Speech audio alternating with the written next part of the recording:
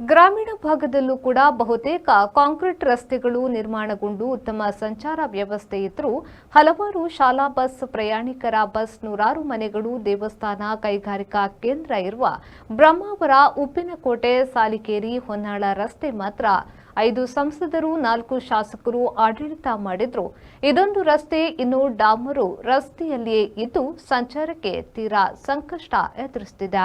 ಇಲ್ಲಿನ ಗರಡಿ ಬಳಿ ನಾಗಪ್ಪನ, ಕುಮಾರಚಾವಡಿ, ಶ್ರೀ ಬ್ರಹ್ಮಲಿಂಗ ವೀರಭದ್ರ, ದುರ್ಗಾ ಪರಮೇಶ್ವರಿ ದೇವಸ್ಥಾನ, ವೈದ್ಯನಾಥ ದೇವಸ್ಥಾನದಿಂದ ಹೊನ್ನಾಳ ಹೋಗುವ ರಸ್ತೆ ಅದೆಷ್ಟೋ ವರ್ಷದಿಂದ ಡಾಮರು ರಸ್ತೆಯಲ್ಲಿ ಇದ್ದು ಬಹುತೇಕ ಗುಂಡಿಗಳೇ ತುಂಬಿ ಸಂಚಾರಕ್ಕೆ ತೀರಾ ಕಷ್ಟಕರವಾಗಿದೆ.